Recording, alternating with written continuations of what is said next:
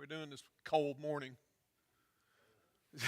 Yeah, we got used to that warm weather. It's hard to get used to this again, isn't it? All right, we're going to get started here. First of all, let me say this is my last Sunday to teach. Joel's starting the 301 class next week, and I'm going to be moving to Wednesday evenings to teach. So I'll be continuing on with this daily reading that we're doing, but I'll be moving to Wednesdays. This morning,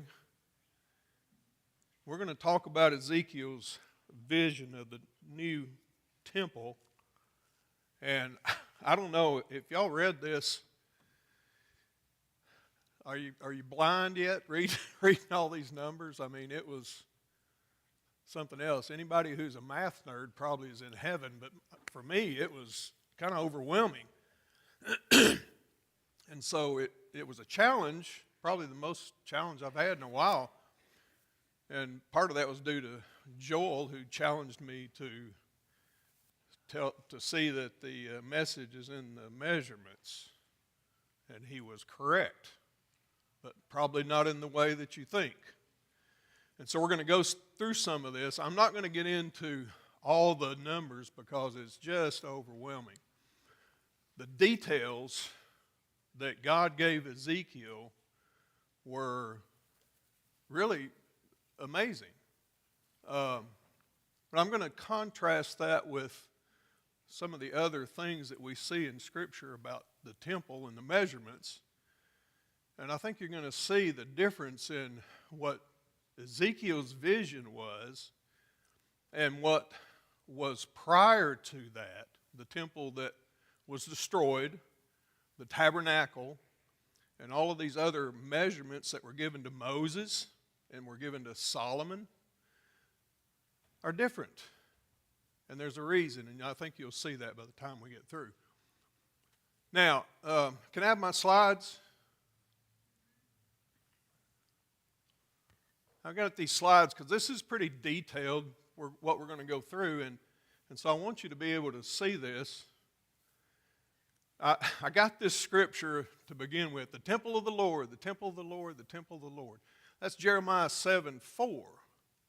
Now, the reason that I put this on here is because this was God giving a warning to the people through Jeremiah not to believe these lying words, because the people would say this, but they didn't honor the temple. And so I put this on there first for that reason, because the vision that Ezekiel is given, it will be in contrast to what the people believe about a new temple. So I think you're going to see that as we go through this. So, beginning on page 1136 through 1141 in the book, this is Ezekiel chapter 40 through 42. That's where we're going to start. So this is 14 years after the destruction of Jerusalem. This is the vision that Ezekiel gets 14 years after this. Now, where is he? Ezekiel's in Babylon. They've been captive. And so after 14 years, he gets this vision about a temple. And so it says in the beginning, chapter 40, verse 1 through 4, in the 25th year of our exile, at the beginning of the year, on the 10th of the month, the 14th year after the fall of the city, on that very day, the hand of the Lord was on me, and he took me there.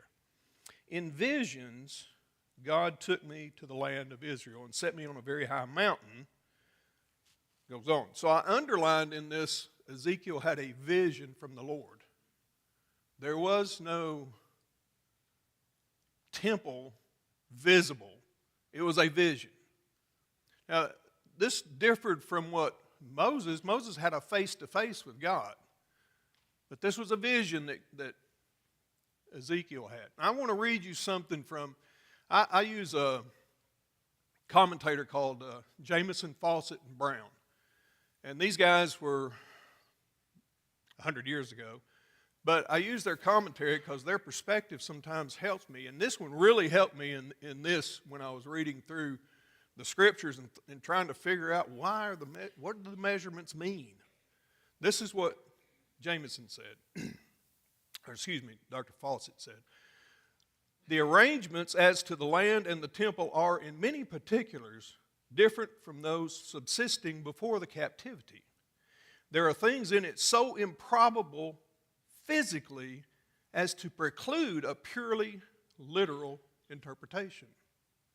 The general truth seems to hold good that as Israel served the nations for his rejection of Messiah, so shall they serve him in the person of Messiah when he shall acknowledge Messiah. The ideal temple exhibits under the Old Testament forms used as those being then familiar to the men whom Ezekiel, a priest himself, and one who delighted in sacrificial images, addresses not the precise literal outline, but the essential character of the worship of Messiah as it shall be when he shall exercise sway in Jerusalem among his own people, the Jews, and thence to the ends of the earth. The very fact that the whole is a vision, not an oral face-to-face communication such as that granted to Moses, implies that the directions are not to be understood so precisely literally as those given to the Jewish lawgiver.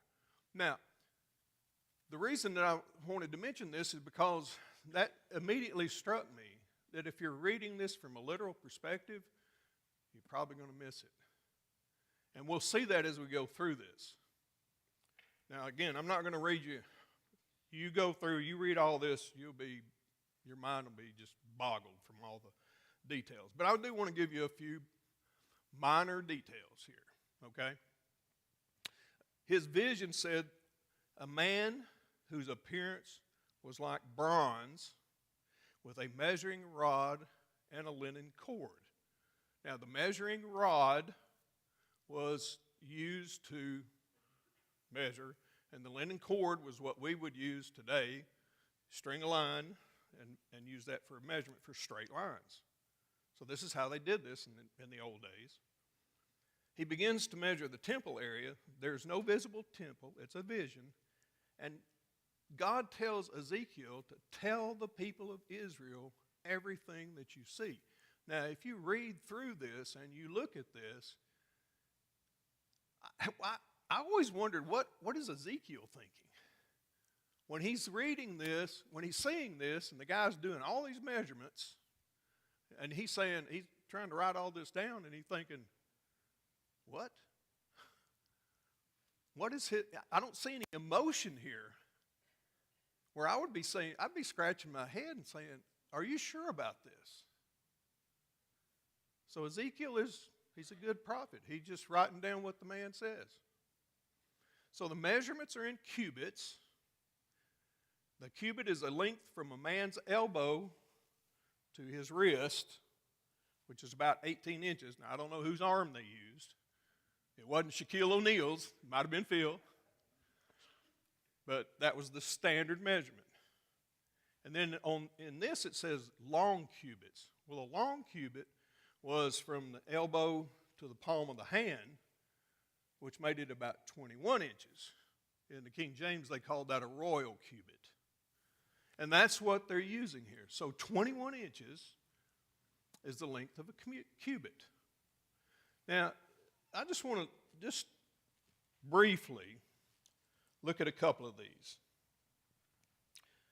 He went to the east gate. This is chapter 40, about verse 6. Then he went to the east gate. He climbed the steps and measured the threshold of the gate. It was 1 rod deep. The alcoves for the guards were 1 rod long and 1 rod wide. And the projecting walls between the alcoves were 5 cubits thick. So 21 inches times 5 cubits would be about 8 feet. So here we are just measuring these things and getting these minor details out of the way first, and then he starts measuring all these other things. So he moves from the east gate. Again, I'm not going to go through the measurement of all these things. You all read that on your own and be thoroughly confused. He moves from the east gate to the outer gate, to the north gate, to the south gate, to the inner court, to the preparation rooms where the sacrifices are prepared, the room for the priest and the singers. Now, in the NIV, it doesn't say singers, but most commentators will tell you that one side was for the singers and one side were the priests. They had these rooms, and they had singers for the temple areas. So they had rooms for the singers. Then he measures the court and the altar, the portico, the sanctuary, the outer sanctuary, and the most holy place. So he goes through with his measuring rod, and he measures all these things, and he gets all these numbers.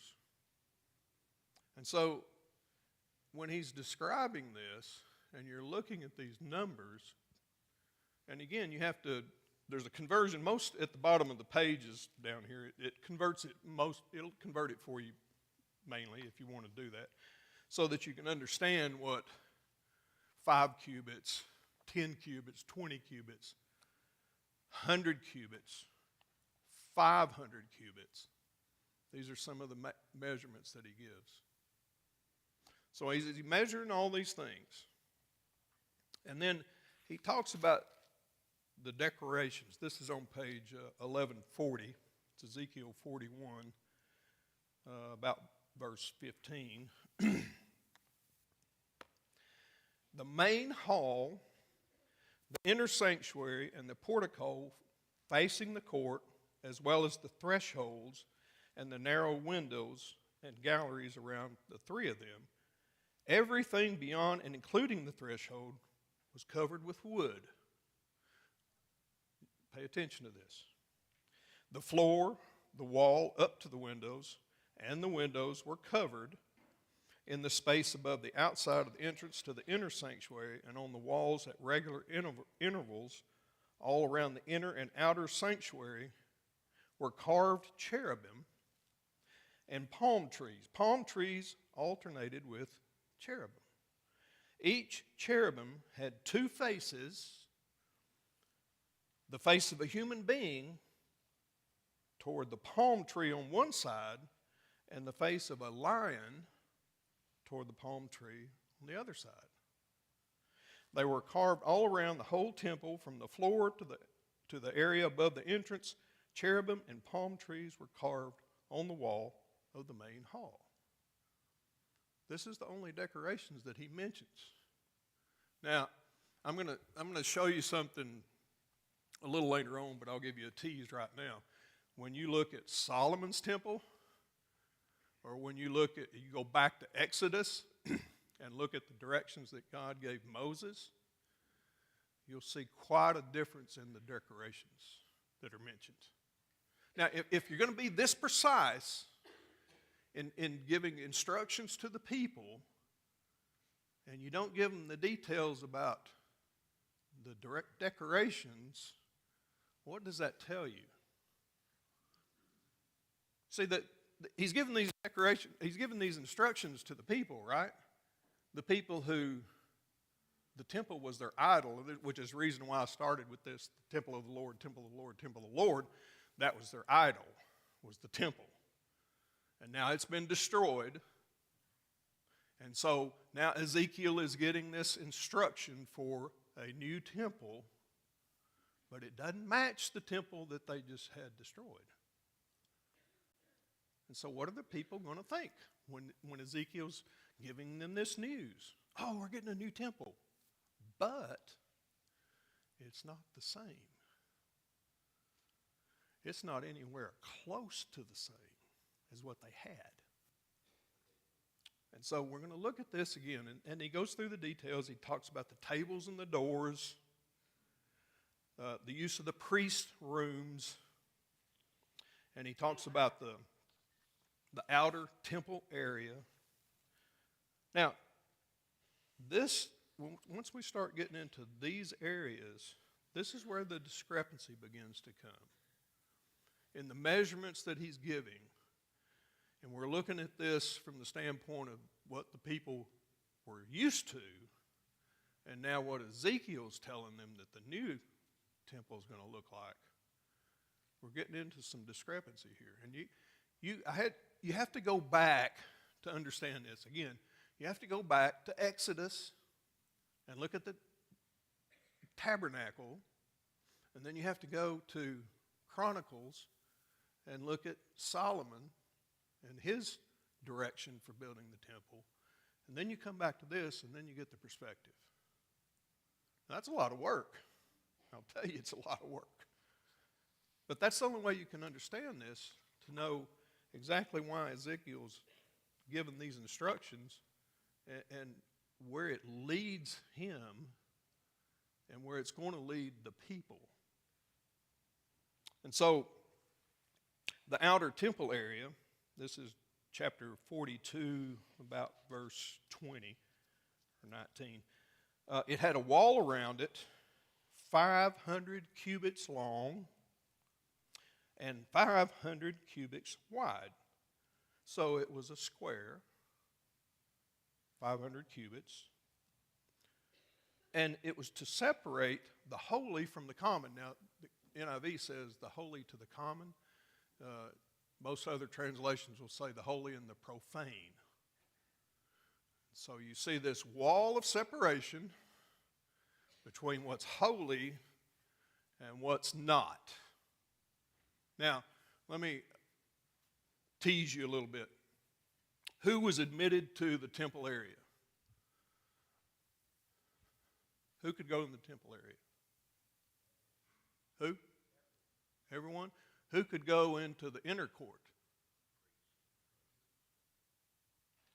Who else?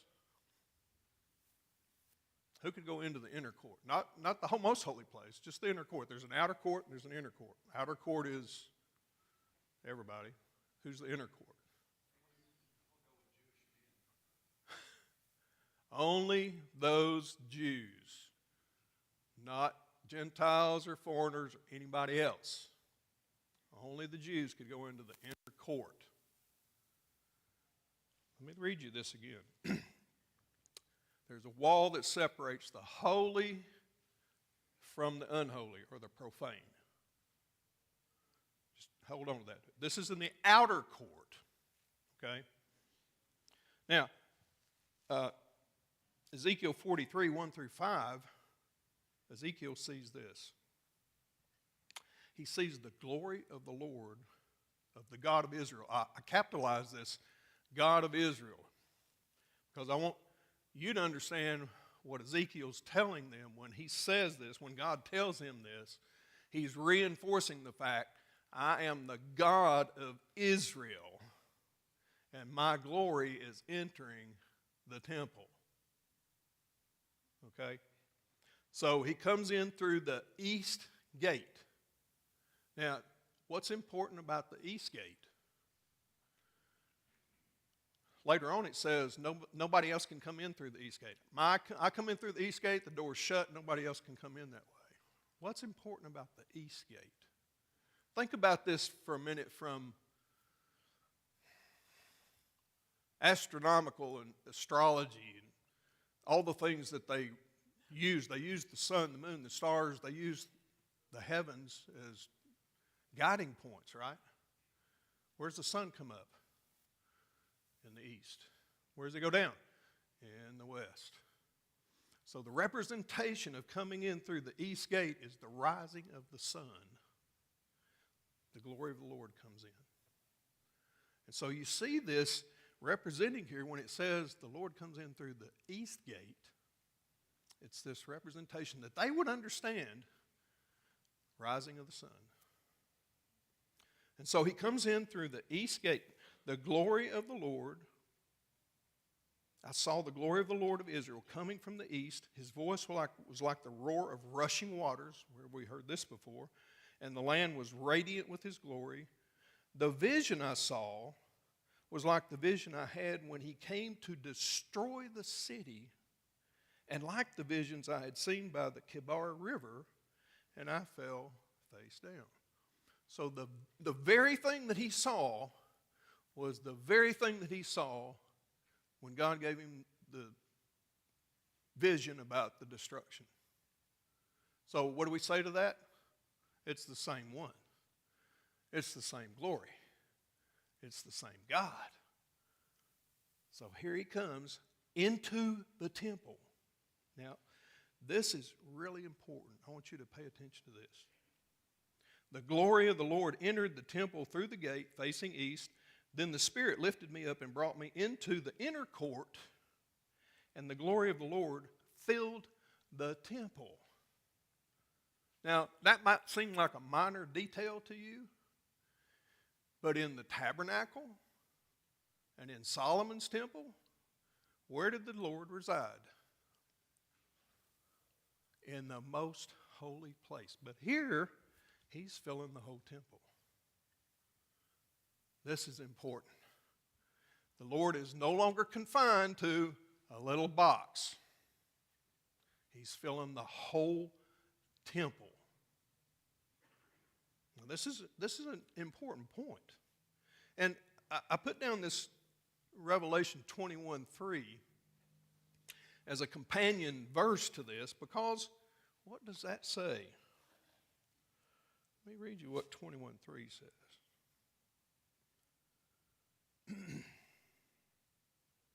And I heard a loud voice coming from the throne saying, "Behold, the tabernacle of God is among men, and he will dwell among them, and they shall be his people, and God himself will be among them."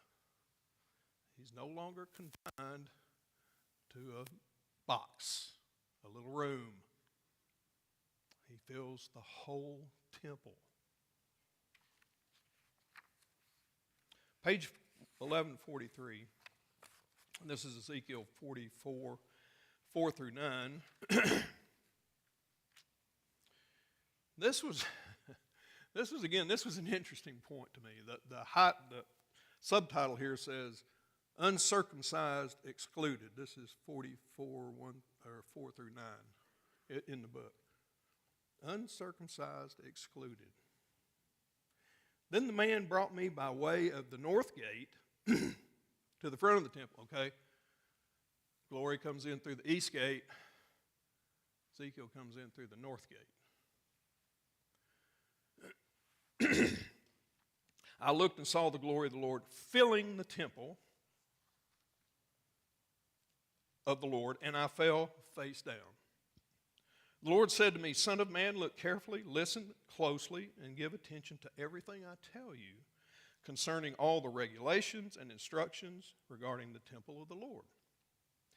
Give attention to the entrance to the temple and to all its exits of the sanctuary. Say to rebellious Israel, this is what the sovereign Lord says.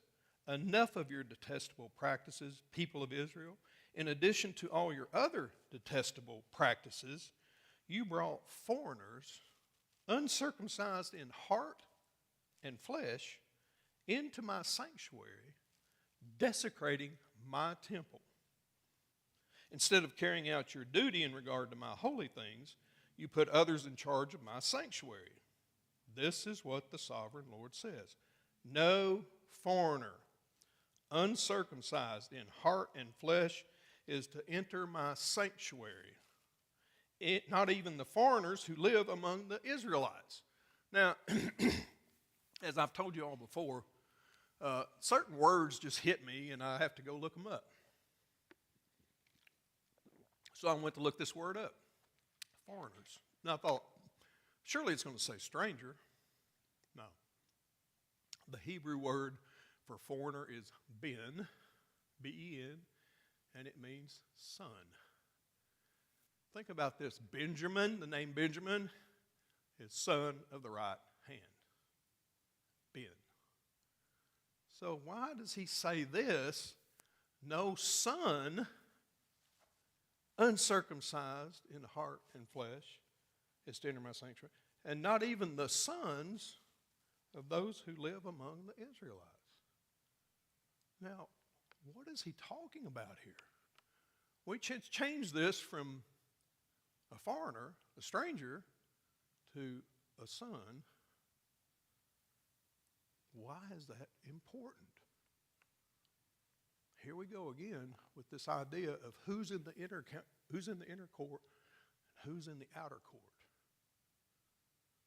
And so, sons of the Israelites, or the son who is uncircumcised in the heart and the flesh, cannot enter the sanctuary, whether you're Jewish or not.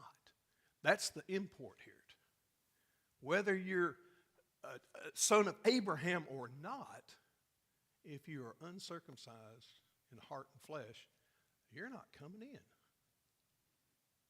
And the Israelites had, before the temple was destroyed, entertained people of non-Jewish heritage in that area.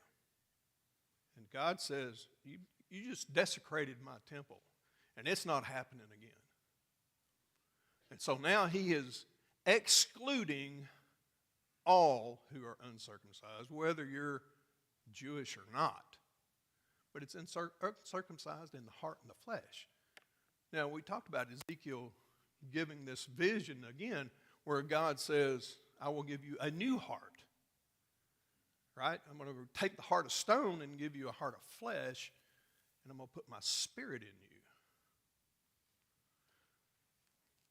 Those who are not there yet, they don't get in. And so he's making this distinction to Ezekiel, so that Ezekiel begins to understand now, this is different. This is different than what we had. Something is changing.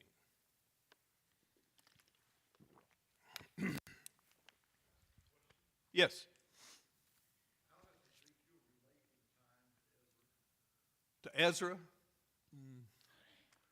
That I don't know. I just wondered, because Ezra's the one that started laying the foundation of the new temple. Mm. It sort of struck me. It's funny, but You talking about Solomon's temple? Ezra's building the temple after the captivity. Okay. Now they go back and start to build the temple. Okay. And Nehemiah comes back and builds the wall. Right. Yeah. And then here Ezekiel is, in Ezekiel 10, it talks about the glory of the Lord leaving the temple before it was destroyed. Right. And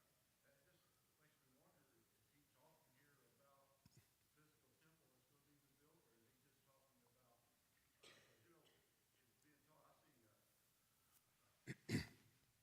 is he talking here about the physical temple that's going to be rebuilt, or is he just talking about, because, it's being taught, I see people who talk about the glory of the Lord, and when it came and filled Solomon's temple, when it came and filled the tabernacle, and when it left the temple, and you hear it said, like N.T. Wright makes a point, and I don't know where, that you never see where the glory of the Lord returned to the new temple. Yeah. The one that, and here Ezekiel was talking about the glory of the Lord entering the temple. Mm-hmm. So is what Ezekiel talking about just the temple that's coming at the, at another prophecy about coming in the final temple? You see, this is a good point, because I think what he's talking about is a spiritual temple. It could be, because like I say, it always, we sort of, we used to sing the song,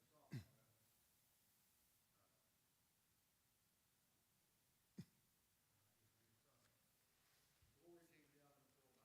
Uh-huh. Wonderful day when glory came down and filled my heart. We talk about that time when, glory left, but we talk about glory coming when Jesus came back. Glory returning in. It wasn't a big deal about Solomon's temple. It wasn't, in the Old Testament, the glory of the Lord filling the tabernacle was very, very visible. Yeah. Right. Exactly. Very, Yeah. very visible when Solomon dedicated the temple. The glory of the Lord came down. Yeah. Here we're talking about the glory of the Lord, and I don't know. It's just, I'm just wondering about the timing of the book of Ezekiel, and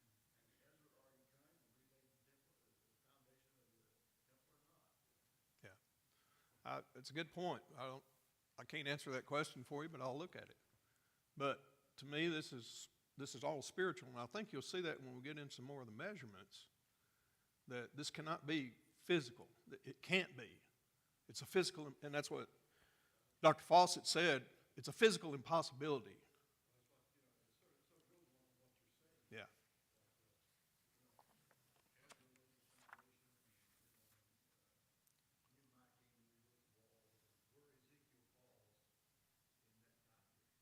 Why did the Jews not accept Jesus as Messiah when he came? Why did they dismiss him?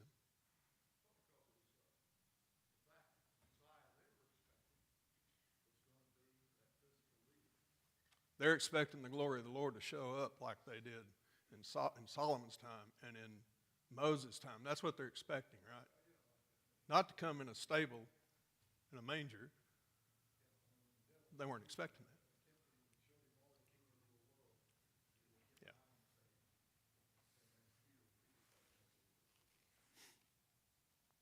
Yeah. Interesting point.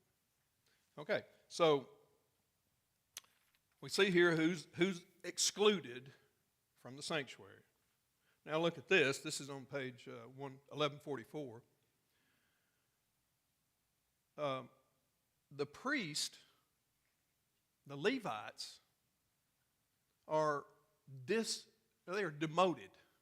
Who were the Levites? The Levites were in charge of the temple, right? They were the priests in charge of everything going on in the temple. But God said, I'm demoting you because of what you did. Now, on 1144, he's talking about all the priests, and he tells them, this is when they're dividing up property for an inheritance, and he tells them, I'm the only inheritance. I'm your only possession that the priests have. You don't give them anything. And so he's telling them then that I'm not taking away all your greed, all your idolatry, and everything else that you've been doing for hundreds of years now. I'm taking all that away. I will be your only possession. I'm your inheritance. Now, he talks about the sacred land here. Now, this is where I want to get into some of these numbers. So, in the sacred land, this is Ezekiel 45, 1 through 5. When you allot the land as an inheritance, except for the priest, you are to present to the Lord a portion of the land, sacred district, 25,000 cubits long and 20,000 cubits wide. The entire area will be holy. That's 8 miles by 6.5 miles. That's 52 square miles. Jerusalem today is only 48 to 49 square miles. In Ezekiel's time, it was about 1/3 of a square mile. Do you understand the difference here in the distances that we're talking about? 8 miles? So what's Ezekiel thinking? He's like, 8 miles? That stretches way beyond the temple where we had 8 miles? 52 square miles? Where's all this land going to come from? So you can imagine what the people would think if Ezekiel's telling them this. They're saying, oh, you're out of your mind. 52 square miles? We only got 1/3 of a square mile down. Where are you going to get all this land? Who are you going to take this land from? And designate it as holy. So in Revelation 21:16, what do we see about the New Jerusalem? The New Jerusalem is 12,000 stadia, or if you're using a different translation, it may say furlongs. Stadia was a Roman measurement. 12,000 stadia, or 1,380 miles cubed, height, length, and width. That's the New Jerusalem. 1,380 miles? What would that encompass? You know, Israel's about the size of New Jersey. New Jersey's about 8,000 square miles or something like that. Do you understand? You understand the distances that we're talking about, the measurements that we're talking about here? Ezekiel is giving them unbelievable numbers. And this is what God is showing them. This is what I'm doing. This is not physical. It's spiritual. I'm bringing about something different. We're not doing the same old thing again. We're doing something different. And so he gives them this revelation of a mind-boggling amount. And so, what's the point? What is the point of all this? This is what I think. All the measurements and details that Ezekiel was given is to show that what God is going to do will surpass what the Jews have known in the past. The New Jerusalem will be a place where the glory of the Lord dwells with all people, Jews and Gentiles, where true worshipers will always be in His presence. That's the point. And so when you're going through this and you look at these numbers and you're thinking, wow, what is this all about? I don't understand this. This is the point. Because the temple had become an idol. And so God is removing that. The priest, their only possession is going to be me, God says. I'm your only possession. Well, it's the same for all the people now.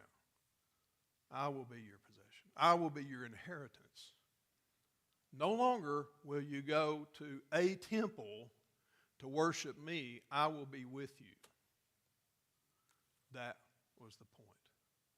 And so, again, I think all of this is not physical, it's spiritual. And that's why I like the commentator that I quoted here earlier, where he says it's physically an impossibility to do these things. Looking at these numbers, it's physically impossible. You know, one of the things that I was looking at these numbers, and one of the things that astounded me was it was talking about door jams. Everybody know what a door jam is? A door jam like this is 3, maybe 4 inches. In the new temple, it was 11 feet for a door jam. 11 feet for a door jam? How big is the door? You see what I'm saying? And so when you're talking about these kind of numbers and people are going, that doesn't make sense. Who's your construction manager? God is the construction manager. I'm going to make it so unbelievable that you will have no choice but to accept it. That's what he's telling them. And so, again, all of these things line up to tell him. Now, here's one I'll show you, and this one is absolutely mind-blowing. This is on page 1147. I didn't put this in my notes. I didn't put it in here. 1147. This is Ezekiel 47, 1 through 12. So this is probably verse 12, maybe verse 11. It's talking about the river in the temple. Now, here's the thing. Ezekiel sees a river flowing out of the main gate of the temple. And so he goes, and it's a trickle. You've heard this story, right? He goes and he puts his foot in, and it's just on his feet. Then he goes a little further, and it's up to his ankles. And he goes a little further, and it's up to his knees. He goes a little further, it's up to his waist. And then it gets to where you can't even cross it. And then it says,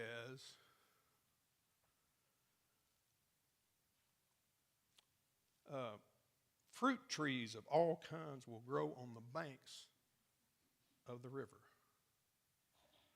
Their leaves will not wither, nor will their fruit fail. Every month they will bear fruit because the water from the sanctuary flows to them. Their fruit will serve for food, and their leaves for healing. Where have you heard that before? Somebody tell me where they've heard that before. Anybody know? How about Revelation? How about Revelation chapters 1 and 2? Somebody pull that up and read it for me. I don't want to do all the work here.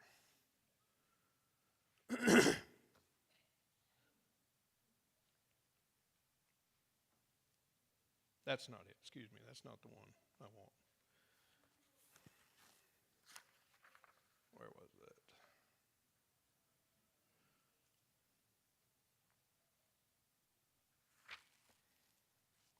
Sorry, I thought I wrote that down.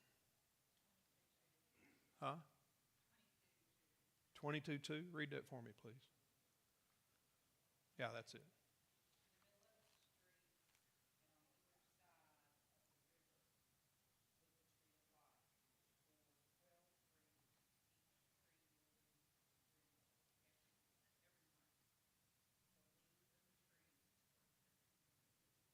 The leaves of the trees were for the healing of the nation. So here you have this prophecy in Ezekiel about a river of life flowing from the temple, fruit trees growing on either sides of the river, and the leaves are for the healing of the nations. Huh. Do you see this now? That this is not, we're not talking about a physical temple. We're not talking about a physical river. We're talking about a spiritual river of healing from a spiritual temple where God dwells with his people always. And the only separation between the holy and the unholy is the condition of your heart.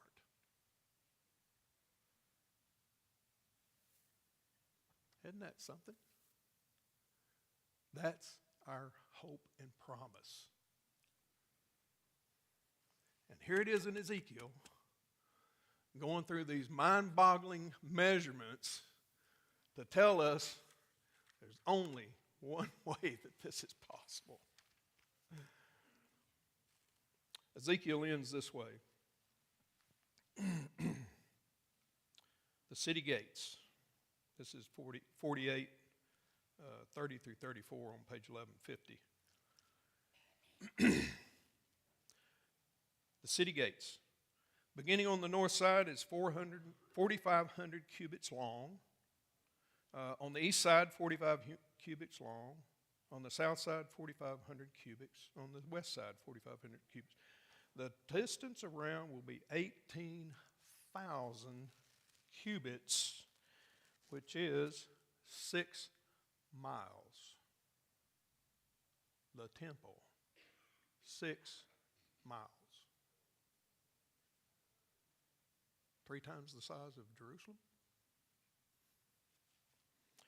Then it says this, I love this, the city's name. And the name of that city from that time on will be, the Lord is there. Jehovah Shammah. The Lord is there. The Lord will come and dwell with his people together in person. That's the hope and the promise from Ezekiel and his vision. Wow. I love it to see this come together like this. But if you get lost in the numbers, you will miss it. Now, I got some pearls here. This is the last sheet. If you want to take a screenshot of this or watch it later on the video and copy it off, these are just some things that I put together from Ezekiel and references in the New Testament. And I think if you put these together, you kind of get the gist of Ezekiel, how it relates to promises we have in the New Testament. And that's important. That's my whole goal in all this, is for you to see this. Like every story points to Jesus. So on this one, this is the only one I put in here that's not a New Testament. Solomon's most holy places, Ezekiel 41:4 and 2 Chronicles 3. You remember I told you that in the decorations, the only decoration that was mentioned there was wood. But if you go and you look at Exodus and you look at the directions that Moses got, it's not just wood, it's gold and silver and bronze and fine linens and very ornate decorations. We've seen pictures of this, right? That was the tabernacle in the desert. Solomon's temple, look at this. This comes from 2 Chronicles 3:8. Solomon's temple, the most holy place. The most holy place was 20 cubits by 20 cubits square. It's not much space. 600 talents of gold. 23 tons of gold just in the most holy place. You know, they estimated that the amount of gold that Solomon used throughout the temple, he decorated everything with gold. It was in hundreds of tons of gold. No more. New Jerusalem, go read what it says. Streets of gold. Precious gems. That's why I called this pearls. Precious gems. The decoration of the new temple, which is spiritual, not physical, is very, very well decorated because it's us.